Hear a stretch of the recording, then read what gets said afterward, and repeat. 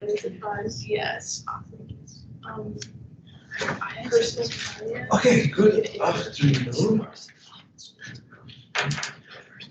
Today's plan is to finish our chapter 14 again.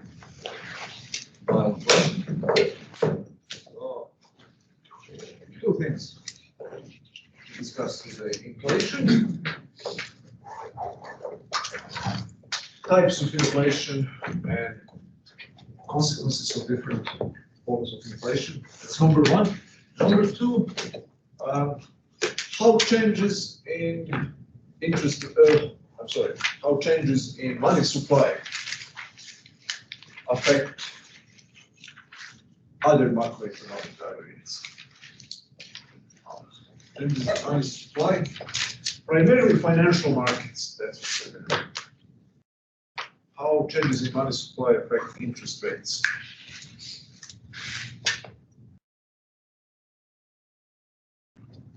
You should see that there are more than one mechanism of that.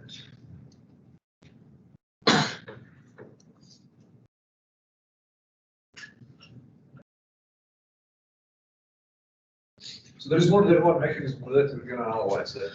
So we'll begin with inflation. There are different ways in which inflation could be defined. Begin. So nowadays we are used to thinking of inflation as an increase in the price level. We usually limit inflation. Say there's an increase in CPI right now, consumer price index. An increase in some index of prices would be defined as inflation. Increase in price level. Deflation correspondingly would be defined as a decline in this price index. Originally, when monetary economics got going early in the 19th century, people defined inflation in a different way. The main point was what happens to the money supply. If the money supply increases, then we have inflation.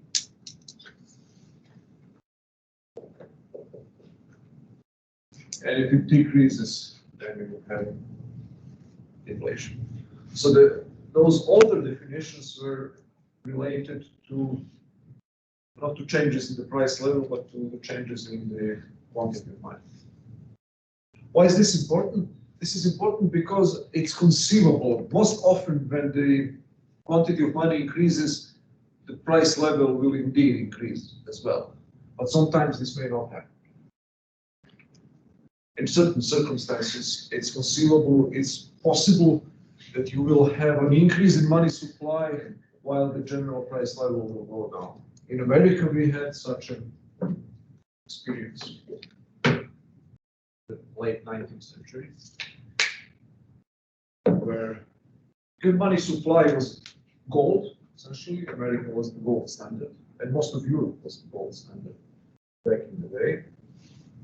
And the money supply, which means the quantity of gold used for monetary purposes, was going, and the supply of gold in general was increasing every year by 1.5% to 2% overall. But the trick was that the productivity of the economy was going by 3, 4, sometimes 5%. So physical productivity, the amount of output, the goods and services that they produced, exceeded the rate of growth of money supply. So then you remember this when you solve the equation of exchange. By P, you get the price level is determined by the money supply times velocity of circulation over quantity of goods and services. If you assume that velocity is constant, long time, or changing in a random fashion from one year to another, if quantity of goods and services increases more than money supply, then the price level will be decreasing constantly. Okay. When you increase the denominator more than the numerator, your number will go down. So theoretically, it's conceivable under the gold standard. Remember, this was the benign deflation that we talked about last time. deflation that was caused by increased productivity rather than by a sudden drop in the velocity of circulation. Well, this is one possibility. So you can have an increase in money supply without inflation. Nowadays, that's very unlikely to happen, not because today's economy is less productive than before. It is, but on average, still real GDP is increasing about 3% over the 20th century. So that's a decent rate of growth in America. The reason why it's not very likely to have an increase in money supply coupled with a decrease in the price level is that the money supply increases usually much faster than it goes down. In most years, the rate of growth of money supply exceeds physical productivity. That's the reason why we always have positive inflation. How much? In some years it's 2%, in some years it's 3%. On average is about 2% right now, but back in the day, in the 1970s, it was double-digit inflation in some years. In America, in many other countries, it was much higher. So now when you look, if you took $1 in 1913, when the Federal Reserve System was established, and you kept it in a bank, you know how much money you have right now? 3 cents. 1 cent. Wow. Actually, it was 99%. Inflation had eaten up 99% of the value of the dollar 100 years ago. So that was not like a one big inflation one year and everything was over. Just little bit by little bit, every year, 2%, 3%. If you put $1 in a bank in 1875, and you then hibernated and woke up in 1915, I don't know the exact number here, but you would get something like $2. You could buy goods and services in purchasing power doubled because the price level decreased by as much. This is 4 years. That is the period of deflation. And here you will get 1 cent. So this is what economists are talking about nowadays, is this process of debasing the value of currency by printing more money, or increasing money supply at a higher rate than physical. Okay, so now that's definition. Now typology or classification. You classify inflation, thus understood, in 2 ways. First, we can talk about the short-term, or sometimes called one-shot inflation.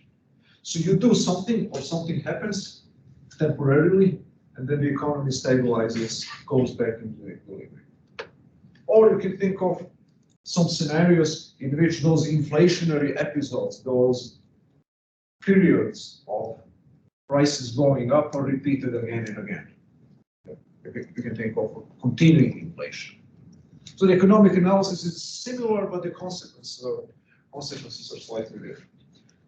So let's start with one-shot inflation. It's a very nice term because it literally sometimes looks like a one-shot of heroin or whatever. People very often compare the effects of monetary. They talk about monetary injections. You need another monetary injection from the Federal Reserve.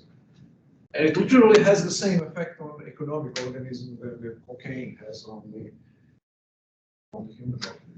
That you're woke up and that you're more alert and you're physically stronger and you have greater energy for a while. And after that, you're depressed. That's exactly the same kind of effect here. There's this one-shot inflationary episodes are the episodes in which something happens, usually governmental policy of printing more money, that gets the economy worked up and productivity increases temporarily and then goes back down. So the way how we technically analyze this is very simple. And this model, aggregate supply, aggregate demand model that we use already. So we imagine that we are now in a macroeconomic equilibrium. This graph I've used so many times. Now this is a short run aggregate supply curve, upward sloping. This is the long run curve. This is the aggregate demand curve, initial aggregate demand curve. This is your macroeconomic equilibrium. Remember, macroeconomic equilibrium is the point where all these three curves intersect. When aggregate demand is equal to short run supply, how much the economy can produce in the short run, equals long run aggregate supply, how much the economy can produce in the long run, with using its own resources, 100%. So then this is your CPI1 here. This is the price level at which the macroeconomy is in the equilibrium. This is your real GDP, or the quantity of goods and services produced with a natural rate of unemployment, which, if you remember, is a very low but non-zero rate of unemployment when we assume that the economy is working at capacity. Why natural unemployment rate can never be zero? Remember that. Full employment is never zero unemployment. It's always higher than that. How much higher can depend? It's in principle, it has to be higher than zero. Was it because of people switching jobs and something? Yeah, that's frictional unemployment. In every economy, people will be modern economy is dynamic. People are switching jobs. Even if they don't lose jobs, they decide to switch jobs for some period of time. Somebody will always be behind this unemployed person. So this is the level of output consistent with full employment economy that operates with maximum capacity. Now imagine that we increase the money supply, and times V, we increase the money supply. How does that affect the aggregate demand? Remember the equation last time that we tried to connect Keynesian and monetarist theories. That the monetarist take on the aggregate demand is that you can treat it as a total spending economy, which you get by multiplying total money supply by velocity of circulation. The average rate of turnover of any monetary unit. The number of times that the monetary unit changes hands. So then the aggregate demand will increase, which means that the aggregate demand curve, I hope that you can see this. My drawing skills are atrocious, I know that. I feel bad about it, but it's easier than to use the PowerPoints. Okay, that you have PowerPoints, you can compare this. So this is a new aggregate demand curve shifted to the right.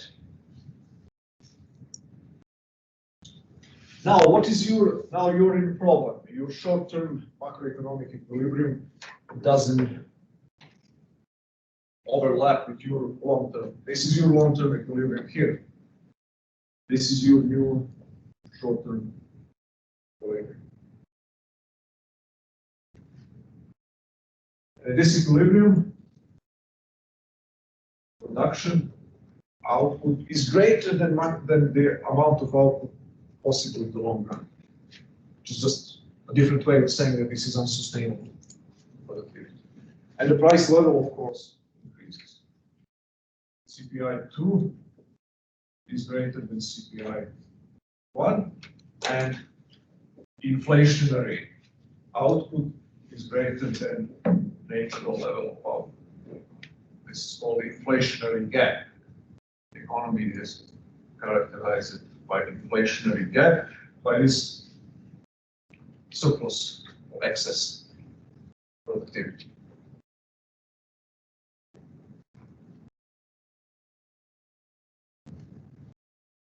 So now prices start going up. As prices start going up, one more thing. What can you tell me about this social? The unemployment rate in inflationary equilibrium. What is the expectation? It should be even lower than natural rate.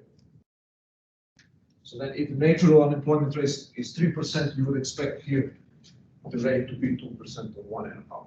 So unemployment rate here, the inflation is smaller than unemployment rate, natural natural, right? This I is inflationary and is natural.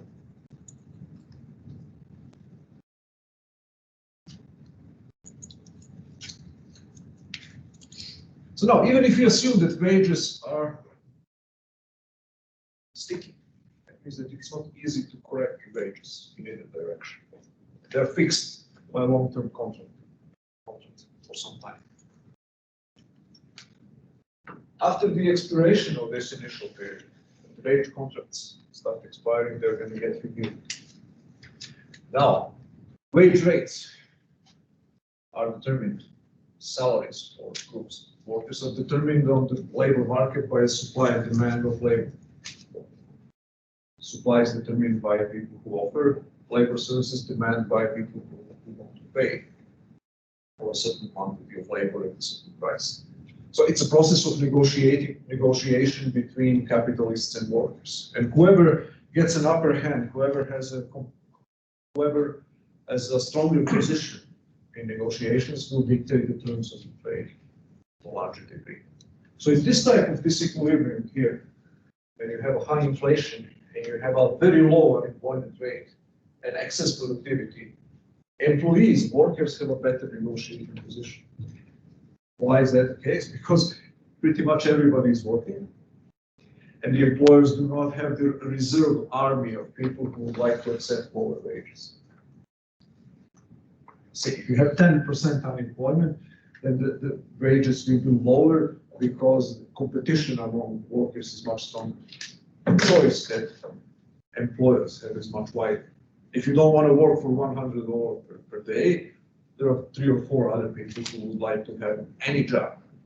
Not really any job, but maybe at 80, 70 bucks. But if all of them already work for 90, 95, $100, then I have a much weaker position vis-a-vis you as a worker in extracting concessions, in maintaining lower wages, or even cutting. So then the wage rates will go up here because workers are in a better negotiating position than employers. As a consequence of that, what's going to happen?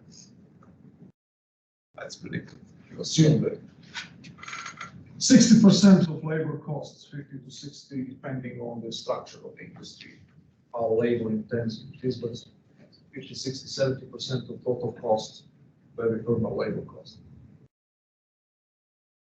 That substantially affects the financial bottom line. So the prices of all goods and services has already risen. Yeah. So consumer goods and everything that the firm produces has already increased in price, but the wages have not increased. Now wages are increasing. What is the consequence of that?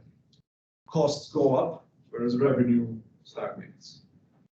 The profit margin narrows. Some firms go bankrupt, some firms reduce production. So the physical productivity will start decreasing. The supply of goods and services will start decreasing, which means that the short-run supply curve will start moving to the left. Because higher wages, I like those logical sequences. Sometimes it's easiest to understand what's going on. Higher wages, and wages are higher because of negotiating position of workers is better in low unemployment vis-a-vis employers. Higher wages lead to higher costs. Higher costs, constant revenue, lower profit rates. So lower profitability leads to lower production. Lower production leads to shifting of the short-term aggregate supply curve to the left.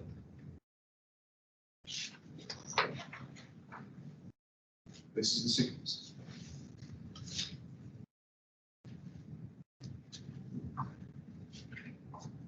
That's That's why this curve will move this way, all the way to point of intersection with the long run aggregate supply curve. And the new macroeconomic equilibrium will be here in this point 3.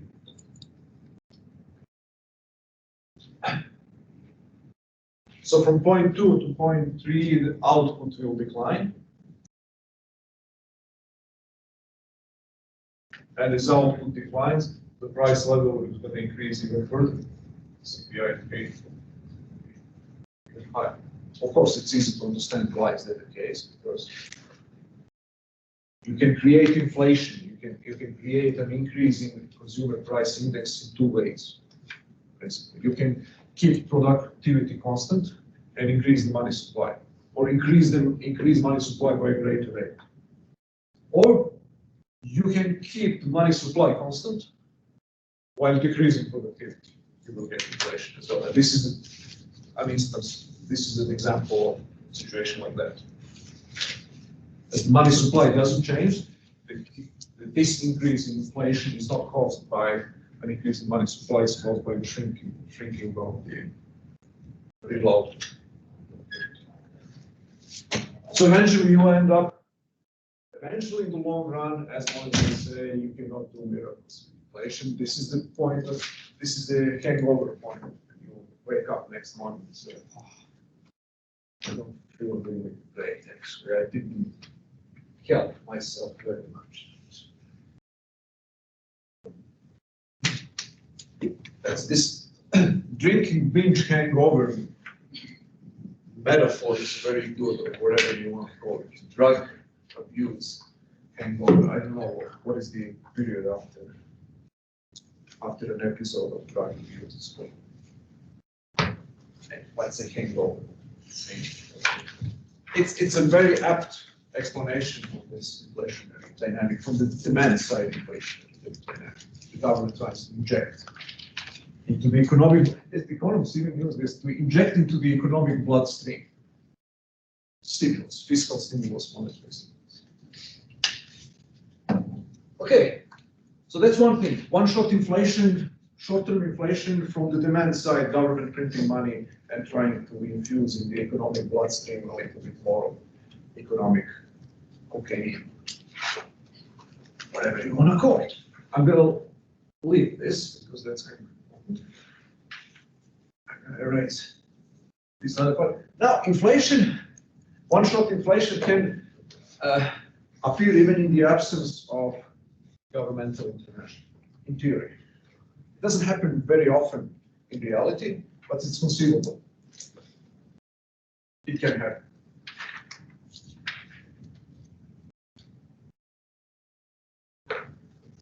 So if you imagine, again, the same boring initial equilibrium here, here, and our government doesn't do anything. It doesn't increase the money supply. But you have some nasty trade unions that ask for higher wages, wages that are higher than the current productivity allows. And they succeed in extracting higher wages. Let's say that there's imagine tomorrow morning that the entire private industry in the United States is unionized by 2 unions that collude together and create a general strike and ask for 3%, not only $15 minimum wage, but 3%, 35% increase for all workers across the board. Everyone who is employed in the United States. And they succeed in the government and employers cave in, and they accept this and increase all wages 30%.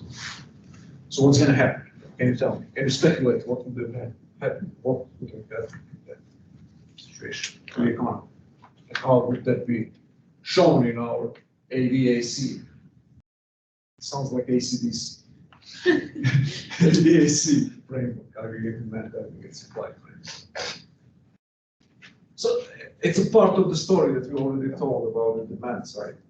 This is the second part of the story. So labor costs would increase 30%. That means the total cost would increase anywhere from 10 to 20 per hour. profitability will be in the sync. That means that the short-term supply curve will move this way. So the new short-run supply curve, here the new short-run equilibrium will be over here. And now what happens? This is natural level of output, or the level of output consistent with the natural rate of unemployment. This new level of output here is a recessionary. We are now in a recession. Productivity of the economy is lower than it could be, and than it should be. Recessionary gap.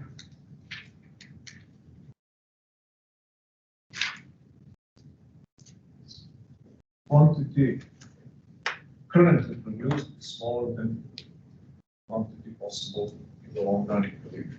All the resources are used appropriately towards them.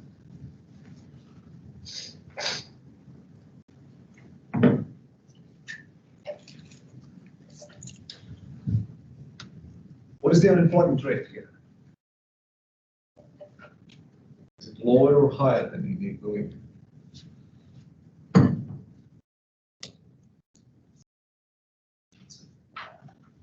Unemployment rate R in a recession. What happens to the unemployment rate in a recession? Goes up. It goes up, sometimes way up. Greater the recessionary gap, all other things being equal, greater the departure of real unemployment from natural rate. So natural, this is the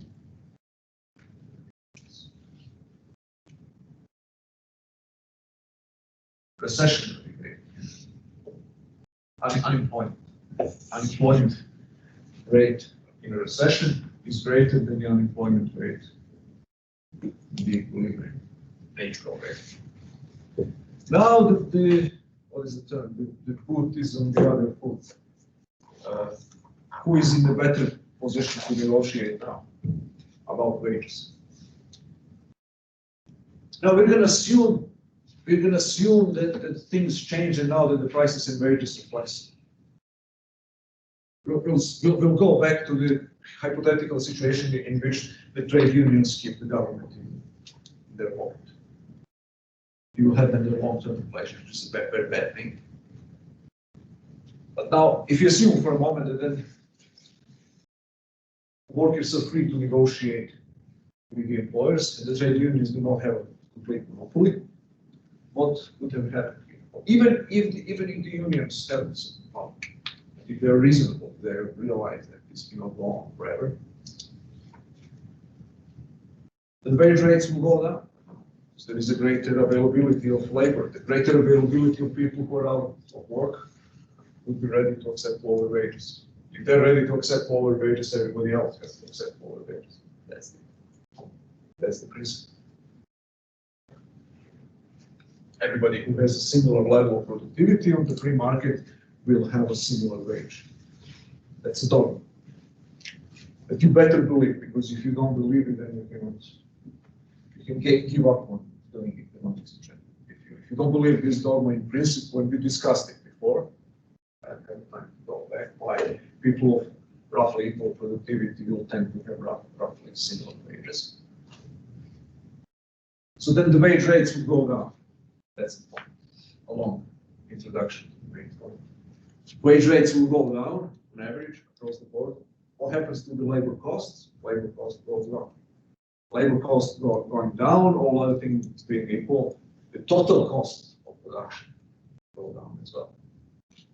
Total cost of production going down, profitability increases. Profitability increases, production increases, short-run aggregate supply curve moves back to the original position step by step gradually. And we are going back to point one initial time. So the sequence here would be like the opposite. Lower wages for workers will be brought about by a stronger negotiating position of employers. because the high unemployment rate will force the wage rates down. Lower wage rates mean lower costs, lower total cost.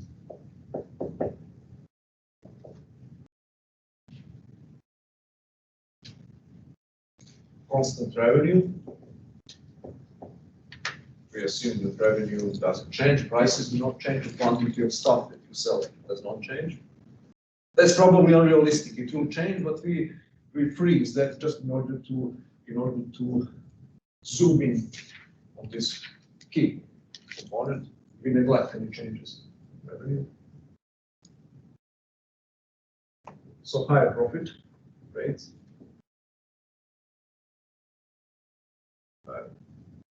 Profit rates.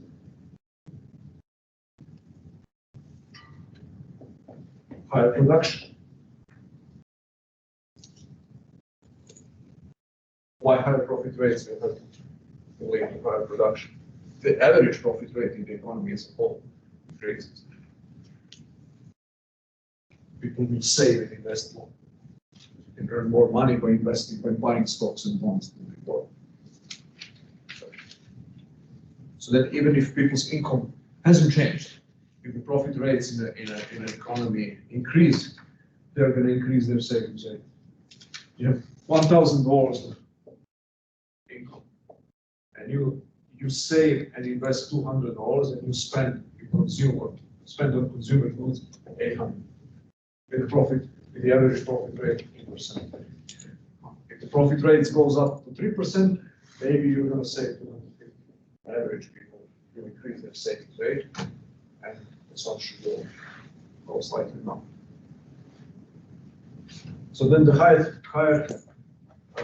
profit rate will lead to higher productivity. Then productivity is higher investment means higher productivity rate, and short-term aggregate supply curve falls right. Let's see this. Now, this is a one-shot inflationary episode from the supply side, so to speak. So that's called cost inflation. It's inflation caused by the increased costs of labor. Now, how frequent and how significant either of these two are? This one is way more practically significant. This is very unlikely to last for a very long period of time, because it will be coupled with a decreased GDP over time in the trade unions continue. So you get here, and you then get back to point one, and then the unions extract higher wages. Once again, you're destroying economy, you're in a recession once again, then you go back to normality, then you ask for higher wages once again, it goes down, recession once again, then you go back, and so on down the line. That almost never happens. That's so much so that Milton Friedman once said, slightly simplifying, maybe too simplifying, but practically speaking, correct observation that inflation is always and everywhere a monetary phenomenon, which means that this is the story that you should worry about. This is the way how in 99.9% of the cases a sustained inflation is handled by government printing more money, not by trade unions extracting higher wages, and then government printing more money to satisfy for higher wages. So now you can imagine what would be the long-term inflationary scenes. Most likely, you start from point one, equilibrium point 2, point 3, the cyclicity already undergone. And then imagine instead of staying in the equilibrium here, the government decides one more shot of economic cocaine or dopamine or whatever you want, and you go to point 4 along this given supply curve until here. So new demand, aggregate demand 3 curve shows up, monetary stimulus. And then once again, the same process going on. You have that in your book, in your PowerPoints, this number exhibit number 5. We have the entire family of those demand and supply curves. As you increase inflation, you go to 0.4 here. At 0.4, then the same process all over again. The workers extract higher wages because they're in a better negotiating position. Costs increase. The entire sequence, once again, going on. Supply curve shifts to the right, all the way back to the 0.5 long aggregate supply curve. Then once we are at zero inflation, the government prints more money once again. Another cycle, and so on down the line. So that's the most common way how persistent continuous inflation is happening. There is one problem here, though. That people get better in anticipating inflation as time goes by. You fool them once or twice, but the third time you're not going to do it. They're going to do it. They're going to index prices and wages to inflation. If you increase 5% inflation first time and 5% the second time, they're going to make 5% inflation next time as well. So we're going to say all wages, incomes, and social security payments and everything is going to go up 5%. So then the only way how you can do this, and you can imagine why a government would like to do this. To buy a short-term prosperity at the price of slightly higher inflation. It's the same reason why a junkie would like to use, why people, why I drink coffee and many others. Why people smoke, why people drink temporarily, you feel better temporarily. Maybe rationally you know that they ain't gonna solve your problems, you feel better. By the same token, the government knows that people will feel better temporarily. And especially if elections are next year, you have very good reasons, political reasons, to increase inflation. So there are all kinds of statistical analysis to show that inflation typically tends to go up in an election year. Decades. This is the explanation, political economy, inflation. But the problem, if you want to keep that for a long time, people will adjust, and they will adjust their expectations to inflation. And you will have then to, just like another analogy, just like a drug addict who's not happy anymore with the initial dose of cocaine. You need to ramp it up in order to achieve the same effect.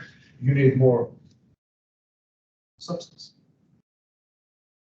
People who drink, that's also. And any fortunately, they start with a lower dose and then it increases all the time. They got used, whatever. A liter of palm brandy, whatever.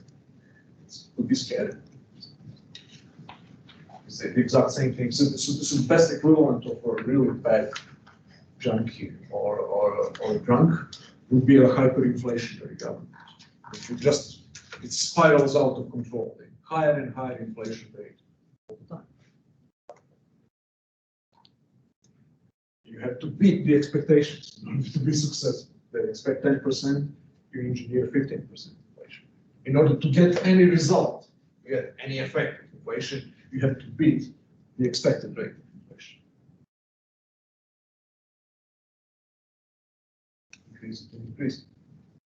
So eventually you can end up in a hyperinflationary disequilibrium. The final, if you keep going down this road, the final destination is a breakdown of society.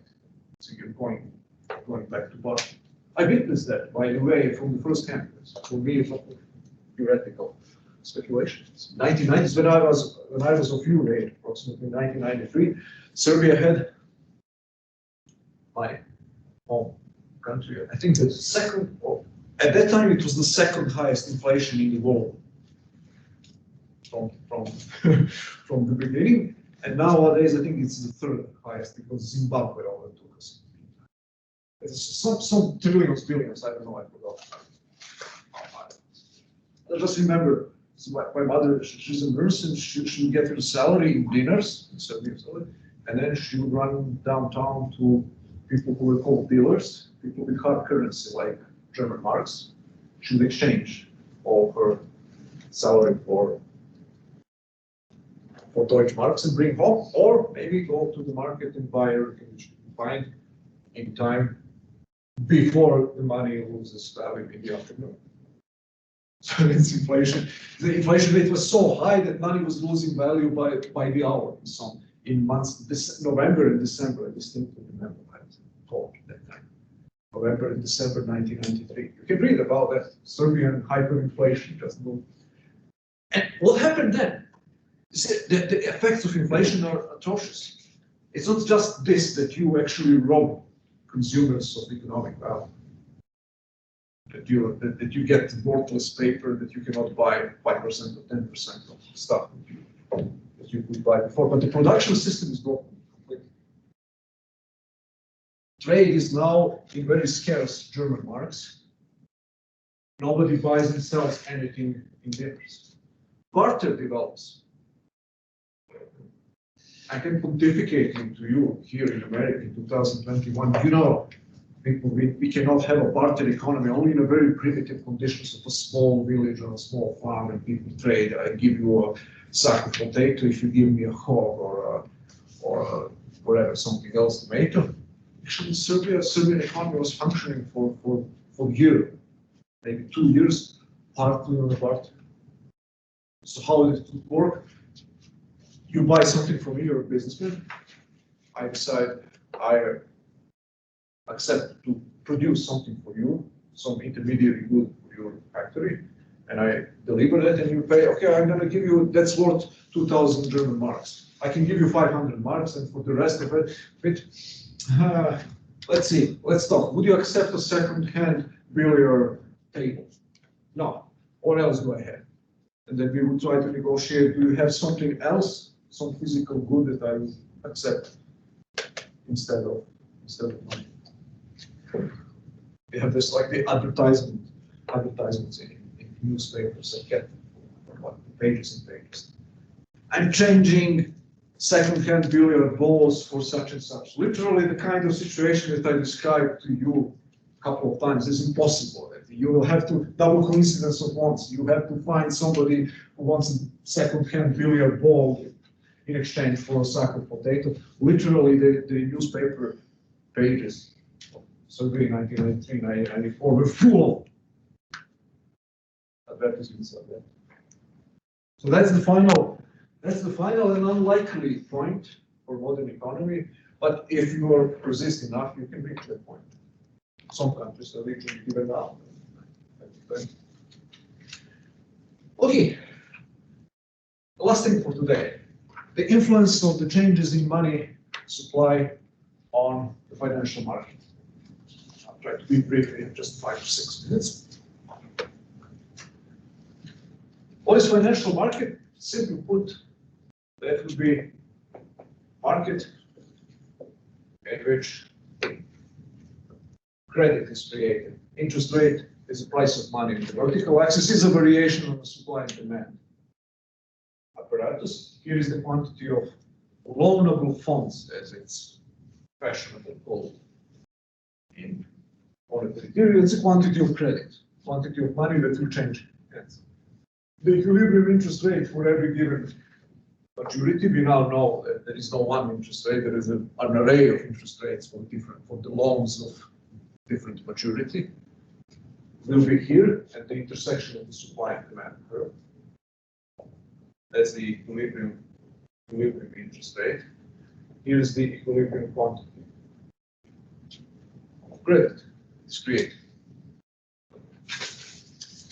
Now, what can happen? Money supply increases, the government, let's say, buys $100 billion of government bonds, open market operations. Remember, the entire process of recycling the initial bond purchase for the fractional reserve bank. Bank A, Bank B, Bank C, Johnson, Robinson, Smith, Krzyzewski, and this entire story from last time, how the money multiplier, that eventually the economy will create much more money in credit than initial bond purchase. So now what's going to happen as a consequence of that? Demand conditions do not change. Here. Government created new money, new liquidity. So what will change? It will change only the supply curve. It's called the liquidity effect of an increase in money supply.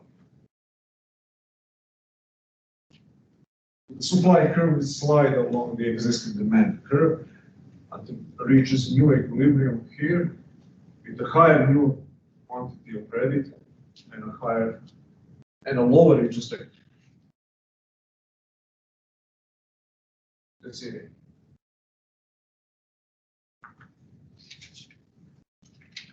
Liquidity effect affects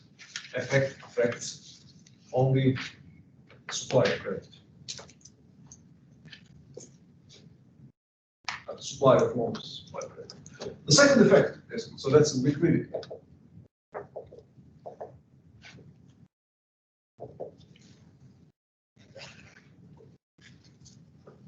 Imagine now that the income increases as well, in the short run. You can increase the money supply, in the short run you can have an increase in income. That's the entire point of this monetary injection. So what happens then? Yeah, the supply will increase. Why the supply of credit will increase if income goes up?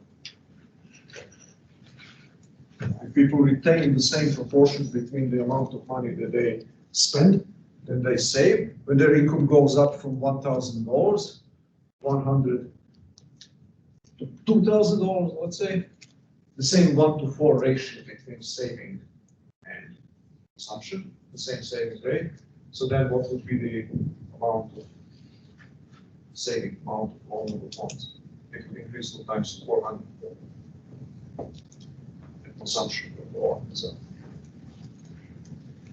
So that means that the supply of credit, if income goes up, if monetary changes lead to an increase in income in the short run, the supply of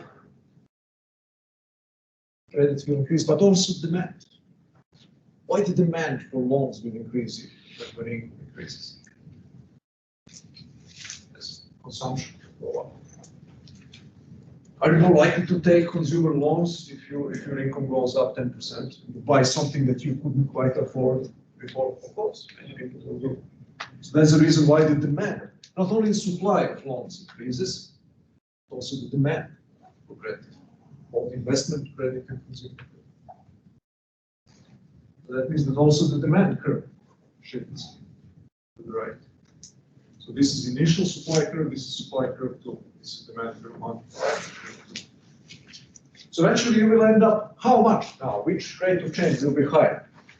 We cannot answer that question from first principles, whether the supply of credit will be greater or demand for credit, but empirically speaking, when people look at this, it seems that the demand increases. So that means that the result will be higher interest rate and higher quantity of credit. Oh, we're almost out of time. Okay, price level effect affects only demand. So the price level increases, the demand curve shifts to the right, whereas the supply remains the same. So you have similar increase in interest rate, just a smaller increase in quantity exchange on the market than in the previous. Yeah, just one last thing that I didn't have time. Take a look at these expectations. It's number 4 graph in the PowerPoint. Okay, the homework will be just chapter 14. Homework is due on Sunday. So any final questions? Okay then, have a great weekend. See you on Monday.